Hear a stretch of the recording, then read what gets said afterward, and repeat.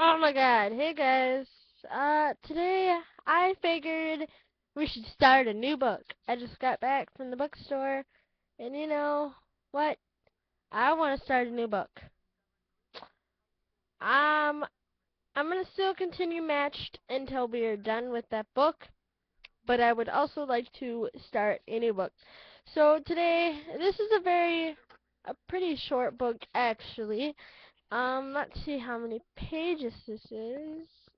It's 169 pages, but it's actually pretty short. I mean, yeah. So we're gonna be reading Living Dead Girl. This book is by Elizabeth Scott, and I just saw it at the bookstore, and I figured maybe we should read this. So I'm gonna read it to you guys. Um, all right, here we go. Living Dead Girl. Okay. If you hear like a whirring noise in the background, that's my fan, but I'm not exactly sure if you guys can hear that. Alright, so I'm gonna read the thank you, I guess. No, I'm not, because those are some crazy names. Alright, Chapter 1. This is how things look. Shady pine apartments, four shabby buildings tucked off the road near the highway, across from a strip mall with nail places and a cash loan store that advertises on TV all the time. There's also a drugstore and tiny restaurants, everyone opening and closing within months. Shady Pines is nice enough, if it's all you can afford. The stairs are chipped but solid, the washing machines always work, and the management picks up the trash once a week. A few mothers sit outside their buildings, resting in fraying lawn chairs and talking over each other while their children run around playing.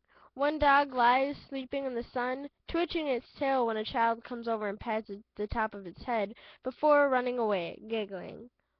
The man in the far building, the car guy, is outside, a pile of parts scattered on the black ooze of the parking lot around him. Car guy has been here since you moved in, but you never see him except for sunny weekends, when he works on his car.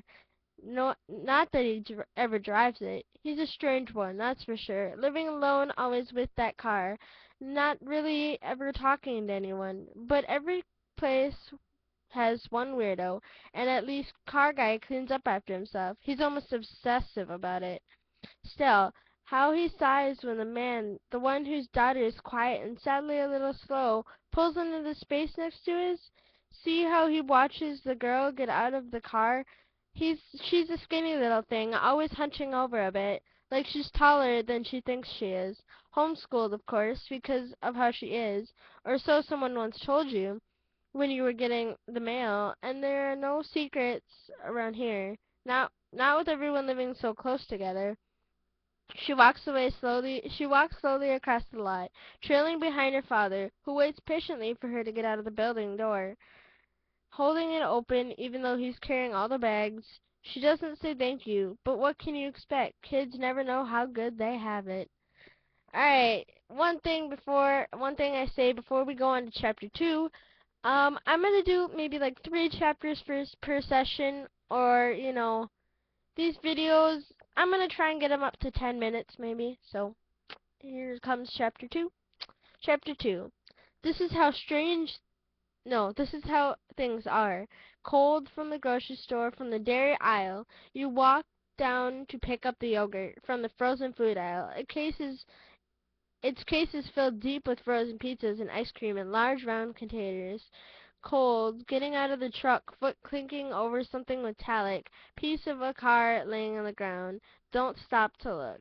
Walk up the stairs, raise footsteps behind you, listen to him pause. Smiling at the one open apartment door, the Indian family on the second floor, always children running in and out, sometimes their TV turned up so loud at night, Ray has to go down there and knock on the door. Say, please turn it down? Thank you so much.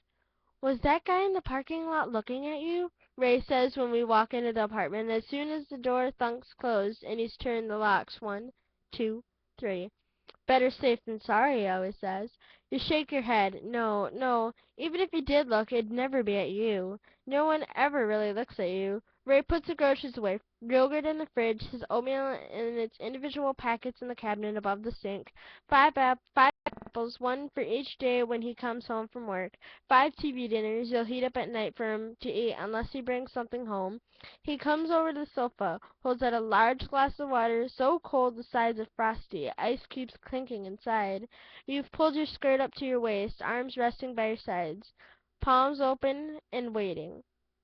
Good, he says, and lies on top of you, heavy, pushing, always pushing. Good girl, Alice. Afterward, he will give you the water and a container of yogurt. He will sit with one hand curled around your knee, and we watch TV together. He will tell you how lucky you are. Yes, he will say, I know I am. Um, now that I think about this, this book might become a bit inappropriate, 'cause it kind of seems like he just raped her. Um, well, this is awkward. Hold on, let me read something. Huh. Well, this is awkward.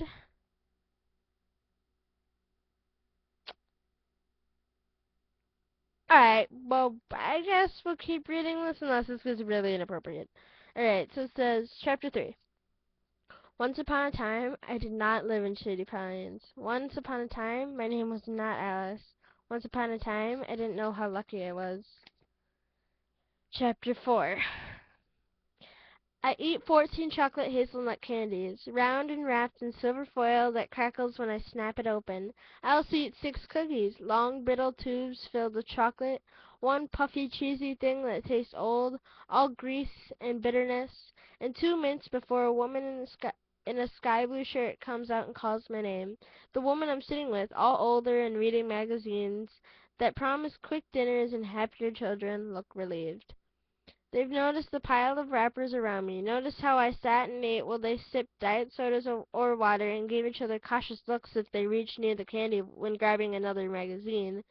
They know I do not belong here, that there is something not quite right about me. But they will do nothing about it. They will say nothing, ask no question. No one does. No one has. No one ever will. Alice, the woman in the sky blue shirt, asks again, and I stand up, swallowing a last bit of cookie, flour and sugar, brittle sweet. There is a plastic decoration on the wall across from me, clear rippled plastic resting against a blue wall, a reverse ocean with no water for anyone to drown in. I can see myself in the plastic, and it waves me into a strange, distorted creature, the shadow of something or someone. I look wrong. I look dead. I'm not, though. I'm only part way there, a living dead girl. I have been for 5 years. I don't know what a living dead girl is, but okay. Okay, so we're getting pretty close up there in time. Alright. Chapter 5. Once upon a time, there was a little girl. She lived in a town 4 hours away from here, in a house on a street named Daisy Lane. She had a mother and a father in her own room and a TV, and sometimes could stay up late to watch movies on the weekend if she ate all her dinner. She had a cat and 3 best friends and wanted to work with dolphins. She had posters of them up on her walls, and her computer screensaver was one, a dolphin with warm eyes and a sweet green grin gleaming out at you. All her stuffed animals, except for the stupid ones her grandparents gave us, were dolphins. One day she went to the aquarium. She wore blue jeans, a white shirt, no logos, no designs, and sneakers white with white socks. She went with her 5th grade class, and since it was 3 days before her 10th birthday, she thought her friends would let her sit by the window on the bus. They didn't. And when they got to the aquarium, there weren't any dolphins, and her friends got mad 'cause she wouldn't loan them her lip gloss. It was new, it tasted like cream soda, and she didn't want to share. She was a selfish little girl, and she paid for it. I don't see how not wanting to get herpes from sharing lip gloss is selfish, but okay. Anyways, let's go on to chapter 6. Chapter 6. Day off from school? Someone asks, and I realize the woman with the sky blue shirt is gone, and I've been guided to a room where another woman stands, smiling and ready. Scraping, I say, stripping off my clothes down to one of Ray's old t-shirts. Smell of him all around me, always. I used to do that, the woman says, smiling more, like we share a secret. She has a mole on her face with 2 hairs growing out of it. Ew. You'd think she noticed a thing like that. Ready? Ready, I say, lying down. The woman motions for me to spread my legs. You want it all gone? I nod. She's supposed to ask how old I am, and maybe another thing, and maybe other things, something. There is a sign up front that says minors must have a parent or guardian present to sign off on all services. And this isn't a desperate dying store that needs customers. This is a busy, bright place where women wait there, and there is a girl whose only job is to ask if you want anything to drink. Coffee, water, diet soda. It doesn't matter though. The woman standing over me won't ask any questions. She never does, and never has, and never will. She starts to wax. My eyes burn, and then water as she rips hair away, stripping my flesh. It is good for women to look like little girls now, to have no hair between their legs. The women out in the waiting room, the ones who will not look at me, are here for that too, to be made into smooth, hairless creatures. They will have their skin polished, smooth, so smooth, everyone can pretend they are young again. Everyone wants to be young. Okay, so this is kind of a very awkward book now that I start to read it, so whatever. But I passed 10 minutes. So I guess that's all for today, guys. So yeah, sorry I stopped talking there for a second. I thought my video recording stopped. Anyways, so that is, I think we got to we're going to read chapter 7 next. Um, Living Dead Girl. I mean, I don't know if we'll continue this book. It depends how inappropriate it gets.